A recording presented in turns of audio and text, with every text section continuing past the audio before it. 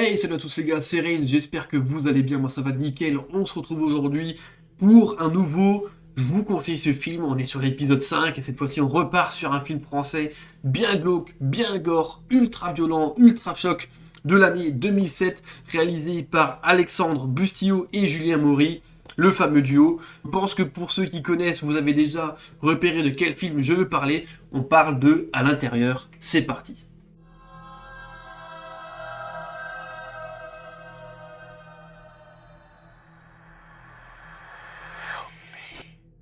Alors, je vous conseille ce film, pourquoi? Parce que tout bonnement c'est un film qui m'a mis sur le cul. Voilà, bah, on peut le dire, on rentre tout de suite dans le vif du sujet. Il dure 1h25. Sur 1h25 de film, il y a 1h05, 1h10 de ultra gore, de ultra violence, de non-stop, de full pression. Qu'est-ce qui se passe? Qu'est-ce qui se passe? Là c'est... Ouah, à faute de l'air, il faut que je respire.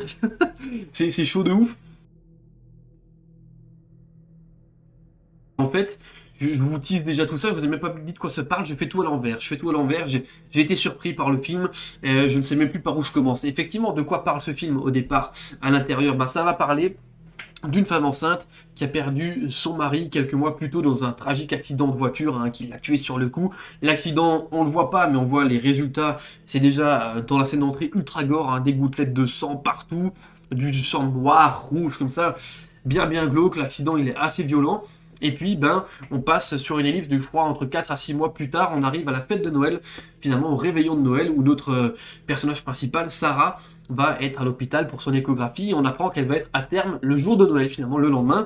Et puis, ben, en attendant, elle est assignée à domicile. Forcément, elle va pas non plus faire des dingueries. Et puis, ben, dans cette histoire, on apprend que Sarah, elle a une mère omniprésente, mais a priori, elle l'emmerde de ouf, donc elle préfère rester toute seule pour les réveillons. Bon, ben, chacun ses choix. Et puis, ben, vous allez me dire, ben, c'est un petit peu tristounet pour passer le réveillon de Noël un peu tout seul. Et ben, en fait, moi, je trouve que ce qui est plus tristounet, c'est que finalement, elle va pas le passer tout seul, parce que c'est à cause de ça que ça part en couille. C'est qu'effectivement, on va finalement suivre une personne complètement tarée qui a décidé de s'introduire chez notre Sarah le réveillon de Noël pour lui voler son bébé. Voilà, est-ce que j'ai besoin d'en dire plus? Son bébé, qui je rappelle, est censé naître le lendemain, donc finalement, il est toujours dans son ventre.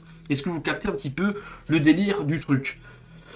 Est-ce que j'ai besoin d'en dire plus finalement, hein? On part sur quelque chose de complètement fou. Et effectivement, pendant 1h10, comme ça, on est sur un huis clos dans une maison où il va se passer moult dingueries, moult violences, moult meurtres finalement.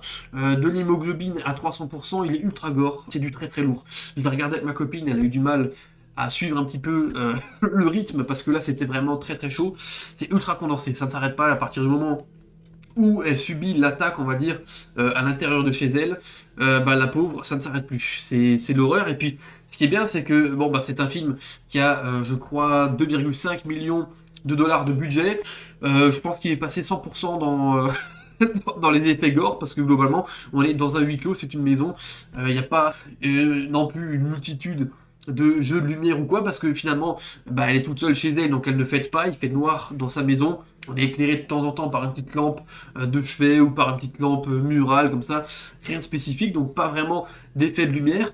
Par contre, ce qui est vachement bien pensé dans le film, c'est que globalement, dès qu'on va voir l'ennemi apparaître à l'écran, elle est déjà habillée tout en noir, elle sera globalement que dans des angles noirs de la maison, et puis finalement, bah, notre personnage principal, pendant une bonne partie du film, va être un petit peu recroquevillé dans sa salle de bain suite à l'attaque, et puis la salle de bain est toute blanche, notre personnage principal est habillé en blanc, c'est sa robe de nuit, hein, je crois, hein.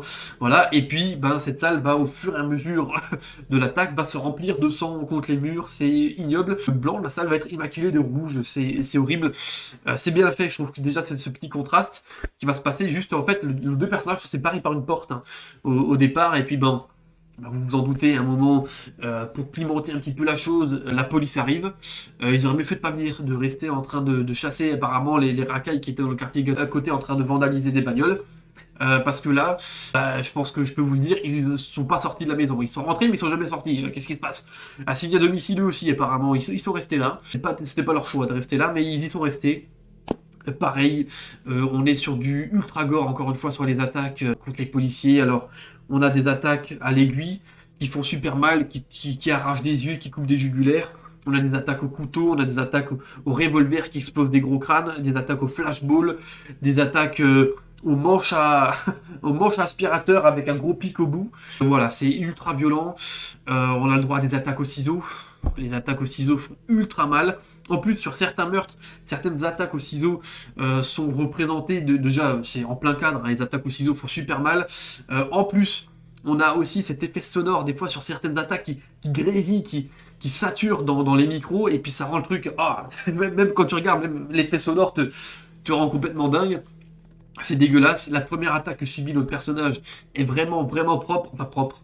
On se comprend, elle est bien gore, mais elle est bien faite parce qu'elle va prendre un coup comme ça de haut en bas, de ciseaux au niveau de la lèvre, et c'est super bien fait parce que tu as l'impression qu'elle explose vraiment suite à l'attaque. C'est super bien fait, les maquillages, le gore est vraiment au top du top. Est-ce que j'ai besoin de vous en dire plus pour vous faire comprendre pourquoi j'ai kiffé le film? Vous avez bien compris que ces derniers temps, j'étais de nouveau dans les films complètement dingues. C'est un film français en plus, moi ça me fait plaisir.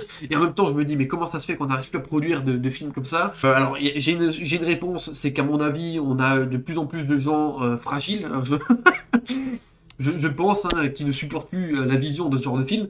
Mais globalement, c'était une tuerie. C'était une tuerie. Et alors, je l'ai regardé après Martyr de Pascal Laugier, et puis ben, pour être honnête, je l'ai trouvé beaucoup, beaucoup plus marquant. Alors attention, Martyr est très marquant, il est choc, il y a certaines scènes qui me resteront en tête, ça c'est clair et net, mais je trouve qu'à l'intérieur, du coup, à côté de Martyr, on n'en parle pas assez, parce que à l'intérieur, on est vraiment sur le film pur et dur de violence gratuite, c'est hardcore, c'est vraiment, je vous dis, ma copine, elle a eu du mal à le regarder plusieurs fois, elle fait, oh non, elle se cachait les yeux, et c'est vrai que c'était des fois vraiment très très dur, donc on a pas mal de morts.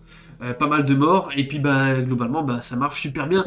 Alors bon, je vais quand même vous citer les acteurs, il n'y en a pas des masses, parce que je vous ai dit, on est dans un huis clos, les acteurs défilent très très vite, hein. Le personnage principal va être joué par Alison Paradis, donc elle, c'est Sarah, hein, la mère de notre bébé, et elle va être attaquée par Béatrice Dalle, qui va être surnommée la femme dans le film, parce que finalement on sait pas qui c'est, on sait pas comment elle s'appelle, son identité, voilà, et puis globalement, bah, les policiers, ce ne sont pas des grands acteurs, on les connaît pas plus que ça, la mère... bon, je vous en doutez, elle prend tarif aussi dans le film, elle est jouée par Nathalie Roussel, voilà, rien de spécial non plus. Et nous avons un meurtre, alors petit meurtre bien sympa qui est ultra gore, du patron de notre Sarah qui vient vite fait à la maison pour voir si tout se passe bien le soir du réveillon, et puis bah, il aurait mieux fait de pas venir aussi, lui, parce qu'il a pris tarif, et il est interprété par François-Régis Marchasson.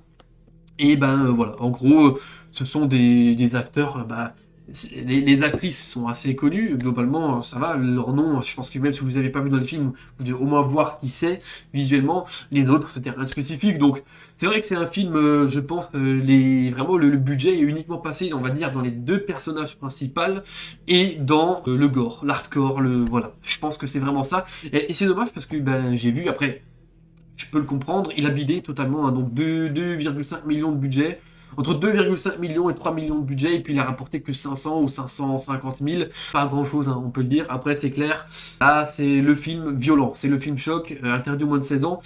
Il est à la limite, il est à la limite, parce que des fois, tout ce qu'on voit, c'est vraiment, vraiment hardcore. Je dirais pas qu'il méritait à 100% le plus de 18, je dirais pas jusque là, mais en tout cas le moins de 16 c'est amplement, amplement mérité, parce que c'est du très très lourd. Donc je pense que maintenant, avec tous les détails que je vous ai donnés là, sans non plus vous spoiler, parce que je peux pas trop en dévoiler non plus, parce que la fin est surprenante, ça je vous le laisse quand même comme petit teasing si vous voulez. Mais voilà, je pense que là, je vous ai tout dit pour vous donner envie de voir le film. Si vous êtes là pour découvrir des films d'horreur et que vous ne l'aviez pas vu, foncez à l'intérieur. C'est du très très très lourd, du très très haut niveau. Accrochez-vous quand même, âme sensible, s'abstenir si vous êtes un petit peu sensible au niveau des gouttes de sang, voilà, du sanglant. Bah, c'est pas la peine de le regarder, hein, vous vous tiendrez pas jusqu'au bout, malgré le fait qu'il ne dure que 1h25, parce que c'est du très très gore. En tout cas voilà, j'espère que cette petite vidéo vous aura donné envie de découvrir ce film si vous ne le connaissiez pas. Dites-le moi dans les commentaires, et puis moi je vais vous laisser là. Je vous souhaite à tous un très bon visionnage, un très bon film. C'était Reigns, portez-vous bien. Ciao ciao.